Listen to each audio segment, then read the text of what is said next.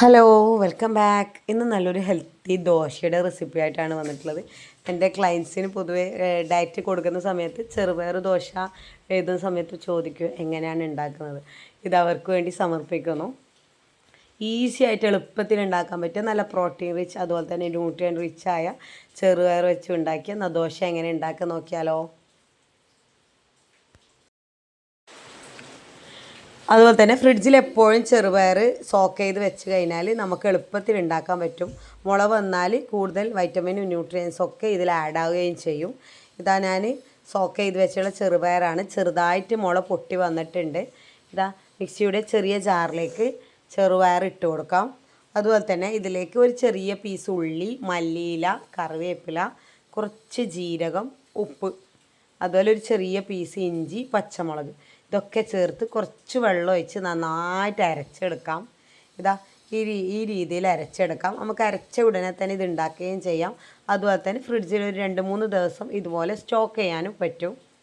മാവ് ഉണ്ടാക്കി വെച്ച് നമുക്ക് വേണ്ടുന്ന സമയത്ത് ഉണ്ടാക്കാനും പറ്റും. കുറച്ച് കൂടി വെള്ളം ആഡ് ചെയ്ത് കൊടുത്തിട്ടുണ്ട്. എന്നിട്ട് ഒന്ന് നന്നായി മിക്സാക്കി എടുക്കാം. അതുപോലെ തന്നെ കുറച്ച് കായപ്പൊടി ഇതിലേക്ക് ചേർത്ത് കൊടുക്കുന്നുണ്ട്. ഇഷ്ടമുണ്ടെങ്കിൽ മാത്രം ചേർത്ത് കൊടുത്താൽ മതി. ഞാനിതിലേക്ക് കുറച്ച് കായപ്പൊടി കൂടി ചേർത്ത് കൊടുത്ത് നന്നായി മിക്സ് ചെയ്തെടുക്കുന്നുണ്ട്. ഇതാ നല്ല ദോശ മാവ് പോലെ തന്നെ ഉണ്ടായി വന്നിട്ടുണ്ട്. ഇതാ കുറച്ച് കായപ്പൊടി ചേർത്ത് കൊടുത്തിട്ടുണ്ട്. ഒന്ന് നന്നായി മിക്സ് ചെയ്തെടുക്കാം. ഇനി നമുക്കിതെങ്ങനെ ചുട്ടെടുക്കാൻ നോക്കാം. ദോശക്കല്ല് വെച്ച് കൊടുത്തിട്ടുണ്ട്.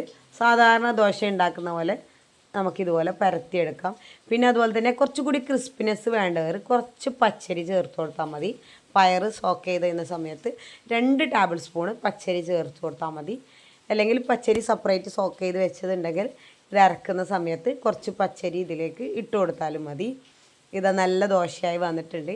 ഇനി ഇതിലേക്ക് കുറച്ച് നെയ്യ് നല്ല ടേസ്റ്റിന് വേണ്ടിക്കും അതുപോലെ തന്നെ ഗുഡ് ഫാറ്റിന് വേണ്ടിക്കും കുറച്ച് നെയ്യ് നമുക്കിതിൻ്റെ മേൽ തൂക്കി കൊടുക്കാം.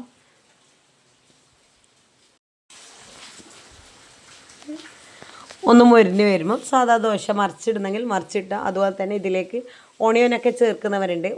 ഓണിയൻ ഇങ്ങനെ ചെറുതായിട്ട് സ്ലൈസ് ചെയ്ത് ചേർത്ത് കൊടുക്കുന്നവരുണ്ട്. അങ്ങനെ വേണമെങ്കിൽ അങ്ങനെ ചേർത്ത് കൊടുക്കാം.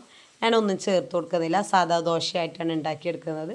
ചട്നിയും സാമ്പാറും ഉണ്ട്. അതിൻ്റെ കൂടെ കഴിക്കാൻ വേണ്ടിയിട്ടാണ് ഇങ്ങനെ ഉണ്ടാക്കിയെടുത്തിട്ടുള്ളത്. അതുപോലെ തന്നെ വെയിറ്റ് ലോസ് ഡയറ്റിലും ഡയബറ്റിക് ആയവരും കൊളസ്ട്രോൾ ഉള്ളവർക്കും എല്ലാവർക്കും ഡയറ്റിൽ ഇത് ഉൾപ്പെടുത്താൻ പറ്റും. കാരണം ഫൈബർ റിച്ചാണ്. നമുക്കിത് കഴിച്ചാൽ നല്ല ഫുൾഫില്ല് തോന്നും. പിന്നെ ഒരു ഭക്ഷണത്തോട് നമുക്ക് ആസക്തിയൊന്നും ഉണ്ടാവില്ല. പിന്നെ അതുപോലെ തന്നെ ന്യൂട്രിയൻ റിച്ചാണ്. എല്ലാ മിനറൽസും അതുപോലെ തന്നെ വൈറ്റമിൻസും ഒക്കെ നമുക്കിതിൽ നിന്ന് കിട്ടുകയും ചെയ്യും. അതുപോലെ തന്നെ പ്രോട്ടീൻ റിച്ചാണ്. ഒക്കെ ഇൻക്ലൂഡ് ചെയ്ത നല്ലൊരു ഹെൽത്തി ദോശയുടെ റെസിപ്പിയാണ്.